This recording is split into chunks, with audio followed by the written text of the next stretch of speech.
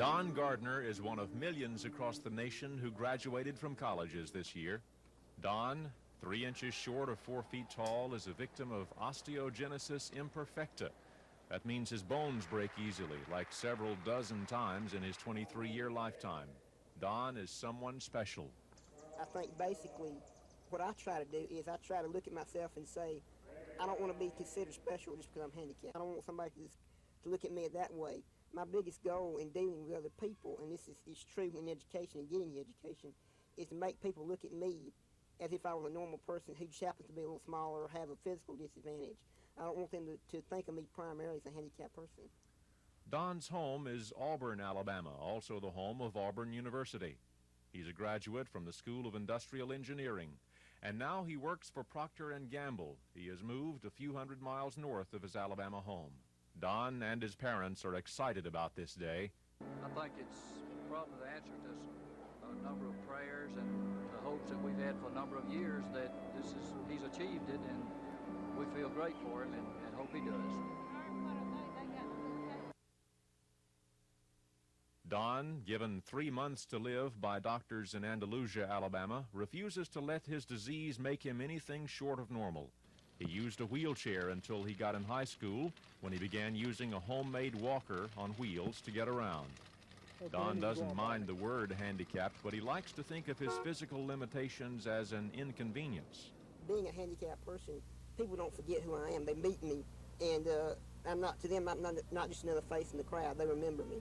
It's been a battle in some ways to get proper education for him, but all in all, I don't really think it's as bad as maybe it looks to the outsider, because there's so many joys in it that make up for the problems that you encounter. How do you see Don, and how do you look at his future? Well, I'm very optimistic about his future. I'm real pleased that he has the job that he has, and I'm a mother. I'm prejudiced.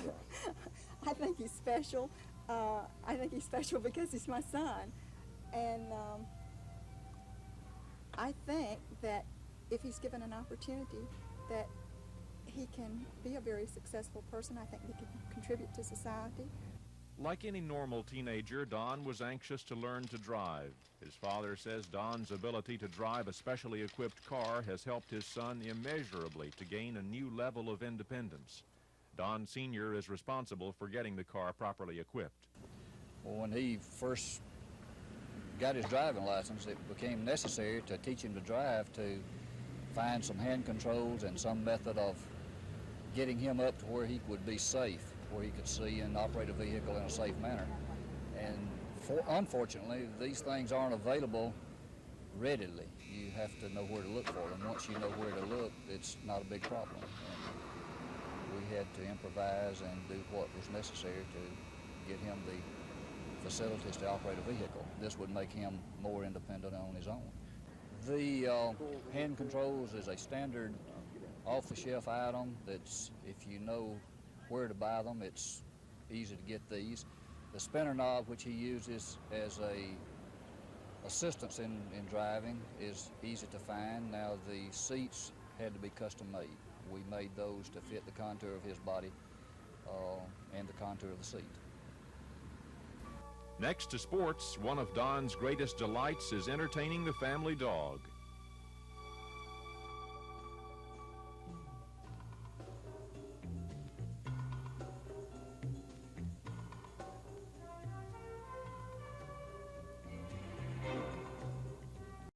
Don, a mathematician of note, attended Alabama Christian College in Montgomery before going to Auburn University. He graduated from Alabama Christian cum laude with a 3.4 grade point average. Don stood out at ACC as a statistical sports fan, sports writer, and as editor-in-chief of the school's newspaper. He was also manager of the Eagles baseball team. His time at ACC was his first successful attempt living away from home. Don says college students are generally a plus to the handicapped, and they help any way they can. At Auburn University, he helped publicize facilities available to the handicapped. The biggest thing is in dealing with problems like with architectural barriers, and we have problems with that. But there are barriers there because I've run into situations in Auburn where even though I was had the rights to maybe to attend a particular class or to get it moved to a particular place, where I still had to compromise situations and maybe do things that were not that easy.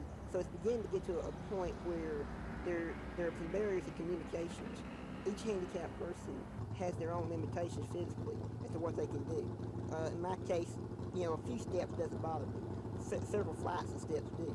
So another person in a wheelchair, maybe any steps is a complete limitation on them. So I think the communication between the people who are responsible for dealing with the handicapped people in education and the handicapped people themselves. School is behind him now, and it's on to Huntsville, Alabama to make his mark in the business world.